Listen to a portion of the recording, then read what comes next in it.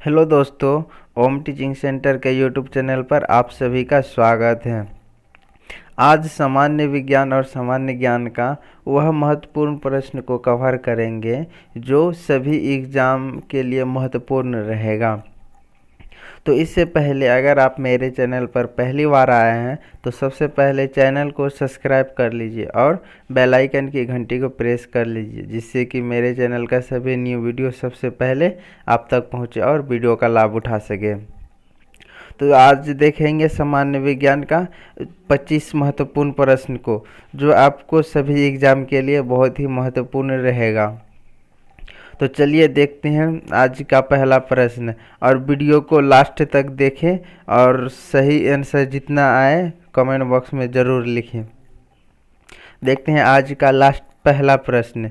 आज का पहला प्रश्न है आपके सामने, गुणसूत्र में पाए जाने वाले अनुवांशिक पदार्थ को क्या कहते हैं। तो आपको सही आंसर बताना है कि गुणसूत्र में पाए जाने वाले अनुवांशिक पदार्थ को क्या कहते हैं। तो ऑप्शंस हैं सिस्टेरॉन, काइटिन, जीनोन या फिर म्यूटोन। तो इसका सही आंसर क्या होगा? तो इसका सही आंसर होगा आपका ऑप्शन नंबर सी, जीनोन। तो गुणसूत्र में पाए जाने वाले अनुवांशिक पदार्थ को क्या कहते हैं? जीनोन कहते हैं। बहुत ही महत्वपूर्ण प्रश्न रहेगा आप लोगों के लिए, बस वीडियो को अंत तक देखें। नेक्स्ट है, कवक की कोशिका भित्ति किसकी बनी होती है। तो कवक की कोशिका भित्ति किसकी बनी होती है? ऑप्शंस हैं काइटिन, कैरोटीन, लाइकोपेन और विटामिन। तो इसका सही आंसर क्या होगा? तो इसका सही आंसर होगा आपका ऑप्शन नंबर ए, काइटिन की बनी होती है, यानी कवक की कोशिका भित्ति काइटिन की बनी होती है। चलिए नेक्स्ट प्रश्न देखते हैं आज का। नेक्स्ट प्रश्न क्या है?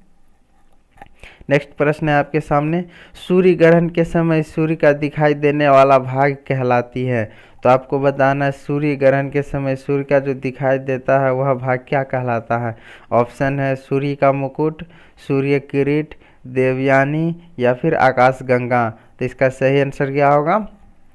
जल्दी बताइए इसका सही आंसर। इसका सही आंसर होगा आपका ऑप्शन नंबर बी, सूर्य किरीट। यानी सूर्य ग्रहण के समय सूर्य का दिखाई देने वाला भाई क्या कहलाता है? सूर्य किरीट कहलाता है। चलिए नेक्स्ट प्रश्न देखते हैं। नेक्स्ट क्या है? वातावरण में सबसे ज़्यादा ओजोन का संकेंद्रण कहाँ होता है। तो ओजोन का संकेंद्रण कहाँ होता है आपको बताना है। ऑप्शंस हैं आयन मंडल, मध्य मंडल, समताप मंडल या फिर क्षोभ मंडल। तो इसका सही आंसर क्या होगा? इसका सही आंसर होगा आपका ऑप्शन नंबर सी, समताप मंडल। यानी वातावरण में सबसे ज़्यादा ओजोन का संकेंद्रण कहाँ होता है? समताप मंडल में होता है। चलिए नेक्स्ट प्रश्न देखते हैं। नेक्स्ट है आपके पास, पृथ्वी के वायुमंडल का सर्वाधिक घनत्व कहाँ होता है। तो पृथ्वी के वायुमंडल का सर्वाधिक घनत्व किस जगह पर होता है आपको बताना है। ऑप्शंस हैं क्षोभ मंडल, समताप मंडल, मध्य मंडल या फिर आयन मंडल। तो इसका सही आंसर क्या होगा? इसका सही आंसर होगा आपका ऑप्शन नंबर ए, क्षोभ मंडल में। यानी वायुमंडल का सर्वाधिक घनत्व कहाँ होता है? क्षोभ मंडल में होता है। चलिए नेक्स्ट प्रश्न देखते हैं। नेक्स्ट है आपके पास, हम दलदली सड़कों पर क्यों फिसलते हैं। तो दलदली सड़कों पर फिसलने का कारण क्या है उसको बताना है आपको। ऑप्शन है गुरुत्वाकर्षण बल, अपेक्षिक वेग, घर्षण की कमी या फिर घर्षण की अधिकता। तो सही आंसर क्या होगा? इसका सही आंसर होगा आपका ऑप्शन नंबर सी, घर्षण की कमी के कारण हम दलदली सड़कों पर फिसलते हैं। चलिए नेक्स्ट प्रश्न देखते हैं। आज नेक्स्ट प्रश्न है आपके पास जब बैरोमीटर का पारा अचानक गिर जाए तो यह किस बात का होगा। तो आपको बताना है जब बैरोमीटर का पारा अचानक गिर जाए तो क्या होगा। ऑप्शन है आपके पास गर्म मौसम, आंधी या झंझावात की संभावना, शुष्क मौसम या फिर सर्द मौसम। तो आपको सही आंसर क्या होगा? सही आंसर क्या होगा आपको बताना, जब क्या होगा बैरोमीटर का पारा अचानक गिर जाए तो क्या होगा। तो ऑप्शन से होगा आपका सही आंसर। इसका सही आंसर होगा आपका ऑप्शन नंबर बी, आंधी या झंझावात यानी आंधी तूफान की संभावना रहेगा जब अचानक गिर जाएगा तो। चलिए नेक्स्ट प्रश्न देखते हैं। नेक्स्ट है आपके पास, पानी में लोहे की सुई डूब जाती है पर जहाज तैरता रहता है, यह किस सिद्धांत पर आधारित है। तो आपको बताना है पानी में यदि एक लोहे की सुई को फेंकते हैं तो वह डूब जाती है, लेकिन लोहे का जहाज पानी में तैरता है, यह किस सिद्धांत पर आधारित है? ऑप्शन है पास्कल का सिद्धांत, आर्किमिडीज का सिद्धांत, केपलर का सिद्धांत या फिर गुरुत्वाकर्षण का सिद्धांत। तो इसका सही आंसर क्या होगा? इसका सही आंसर होगा आपका ऑप्शन नंबर बी, आर्किमिडीज का सिद्धांत। तो आर्किमिडीज का सिद्धांत के कारण ही लोहे का सुई डूब जाता है और पानी जहाज तैरता रहता है। चलिए नेक्स्ट प्रश्न देखते हैं। नेक्स्ट है आपके पास, पोजिट्रॉन की खोज किसने की थी? तो आपको बताना है पोजिट्रॉन की खोज किसने की थी। रदरफोर्ड, थॉमसन, चैडविक या फिर एंडरसन ने। तो इसका सही आंसर क्या होगा? इसका सही आंसर होगा आपका ऑप्शन नंबर डी, एंडरसन ने पोजिट्रॉन की खोज किया था। नेक्स्ट प्रश्न है आपके पास, डायनेमो यानी विद्युत जनित्र के कार्य के सिद्धांत है। तो बताना है डायनेमो के कार्य सिद्धांत क्या है। ऑप्शन है आपके पास ताप विद्युत परिभाव, विद्युत चुंबकीय परिभाव प्रभाव और धारा चुंबकीय प्रभाव, ऊर्जा संरक्षण प्रभाव। तो इसका सही आंसर क्या होगा आपका? इसका सही आंसर हो जाएगा आपका ऑप्शन नंबर बी, विद्युत चुंबकीय प्रभाव। तो डायनेमो के कार्य सिद्धांत क्या है? विद्युत चुंबकीय प्रभाव। चलिए नेक्स्ट प्रश्न देखते हैं। नेक्स्ट प्रश्न क्या है आपके पास, पर्यावरण का अजैव अवयव का उदाहरण है। तो पर्यावरण का अजैव अवयव का उदाहरण कौन है? ऑप्शन है वायु, जल, मिट्टी, गैस। तो इसका सही आंसर क्या होगा? इसका सही आंसर होगा आपका ऑप्शन नंबर ए, वायु। तो पर्यावरण का अजैव अवयव कौन है? वायु है। चलिए नेक्स्ट प्रश्न देखते हैं।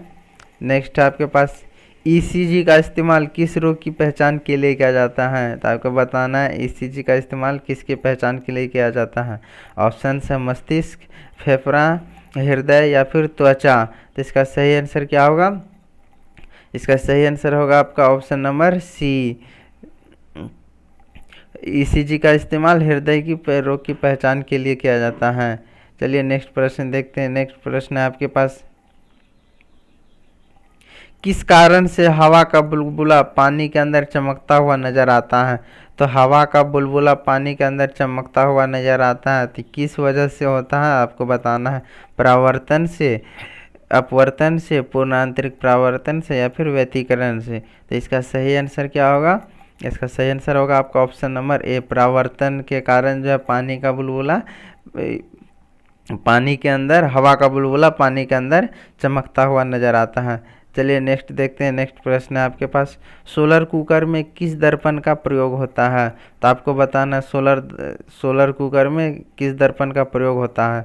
तो ऑप्शन है आपके पास उत्तल दर्पण, अवतल दर्पण, समतल दर्पण या फिर कोई भी दर्पण का उपयोग होता है। तो इसका सही आंसर क्या होगा? सोलर कुकर में किस दर्पण का उपयोग होता है? तो इसका सही आंसर हो जाएगा आपका ऑप्शन नंबर बी, अवतल दर्पण का उपयोग होता है। सोलर कुकर में अवतल दर्पण का उपयोग होता है। चलिए नेक्स्ट प्रश्न देखते हैं। नेक्स्ट प्रश्न है आपके पास, ऑक्सीजन से ओजोन बनाने के लिए किसकी आवश्यकता होती है?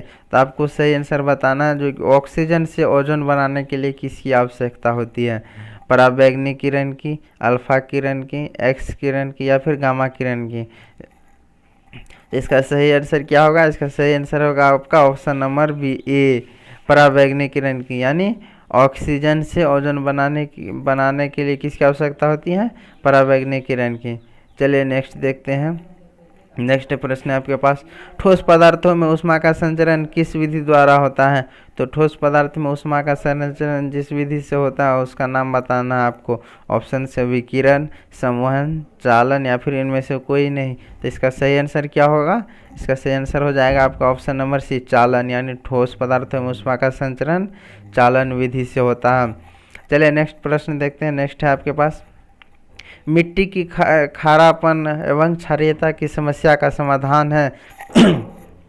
तो मिट्टी की खारापन और क्षारीयता की समस्या का समाधान किससे किया जाता है?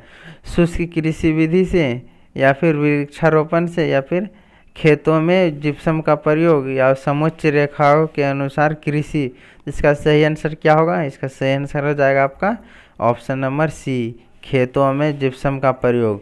खेतों में जिप्सम का प्रयोग से मिट्टी की खारापन एवं क्षारीयता की समस्या का समाधान किया जाता है। नेक्स्ट देखते हैं आज का, दो वस्तुओं के बीच गुरुत्वाकर्षण बल किस पर निर्भर नहीं करते। तो आपको बताना दो वस्तुओं के बीच गुरुत्वाकर्षण बल किस पर निर्भर नहीं करता है। ऑप्शन है उनके द्रव्यमानों के गुणनफल पर, उनके बीच की दूरी पर, गुरुत्वीय स्थिरांक पर, या फिर उनके ताप पर। तो इसका सही आंसर क्या होगा? इसका सही आंसर होगा आपका ऑप्शन नंबर है, उनके द्रव्यमान के गुणनफल पर। चलिए नेक्स्ट प्रश्न देखते हैं आपके पास है। नेक्स्ट प्रश्न है आपके पास, निम्नलिखित में से कौन चुंबकीय सांद्रण द्वारा सांद्रित नहीं की जा सकती है। तो इसका सही आंसर क्या होगा? तो कौन सा चुंबकीय सांद्रण द्वारा सांद्रित नहीं किया जाता है। ऑप्शन है मैग्नेटाइट, कैरोमाइट, पायरोलुसाइट या फिर बॉक्साइट। तो इसका सही आंसर क्या होगा? इसका सही आंसर होगा आपका ऑप्शन नंबर डी, बॉक्साइट। यानी बॉक्साइट चुंबक के सांद्रण द्वारा सांद्रित नहीं किया जा सकता है। चलिए नेक्स्ट प्रश्न देखते हैं।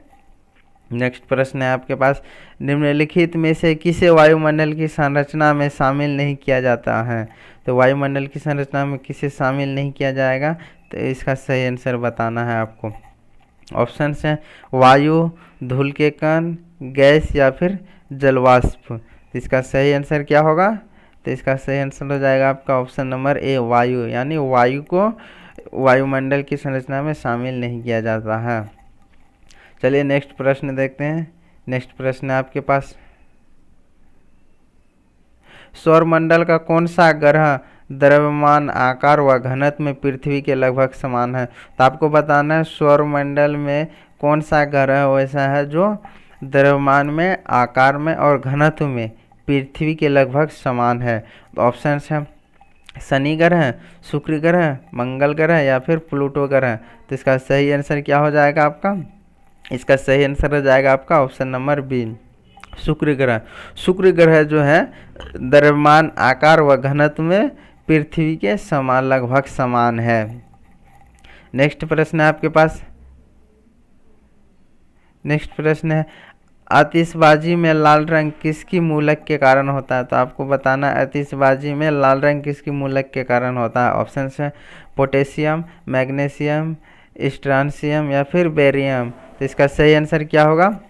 इसका सही आंसर हो जाएगा आपको ऑप्शन नंबर सी, स्ट्रांसियम। यानी आतिशबाजी में लाल रंग किसकी मूलक, आतिशबाजी के कारण होता है। चलिए नेक्स्ट प्रश्न देखते हैं। नेक्स्ट प्रश्न है आपके पास, निम्नलिखित में से कौन पादप हार्मोन है। तो पादप हार्मोन कौन सा है, आपको बस सही आंसर बताना है। ऑप्शन है इंसुलिन, एंड्रोजन, जिब्रेलिन या फिर एस्ट्रोजन। तो इसका सही आंसर क्या हो जाएगा? पादप हार्मोन कौन है? तो इसका सही आंसर होगा आपका option number C, gibberellin. Gibberellin जो है पादप हार्मोन है, बाकी पादप हार्मोन नहीं है। चलिए नेक्स्ट प्रश्न देखते हैं। नेक्स्ट प्रश्न है आपके पास, किस लिए भूमिगत प्रकार के केबिल में जालीदार कवच लगाया जाता है। तो आपको बताना है भूमिदार प्रकार का जो केबिल होता है उसमें जालीदार कवच लगाया जाता है। तो क्यों लगाया जाता है, तो इसका सही कारण बताना है, यानी सही आंसर क्या होगा। ऑप्शन है यांत्रिक आघात से सुरक्षा, नमी से सुरक्षा, अर्थ दोष से सुरक्षा या फिर केबिल के फटने से रोकना। तो इसका सही आंसर हो जाएगा क्या?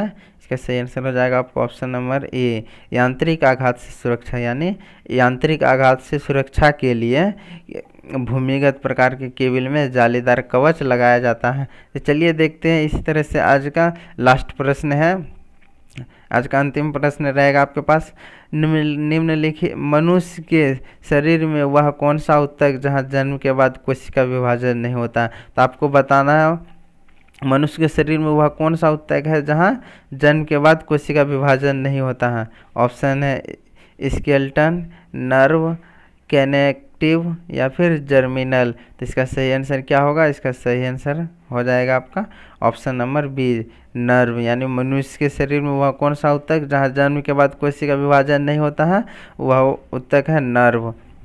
नर्व ऊतक जन्म के बाद कोशिका विभाजन नहीं होता है। तो इसी तरह से आज का अंतिम प्रश्न भी आपके लिए समाप्त हुआ।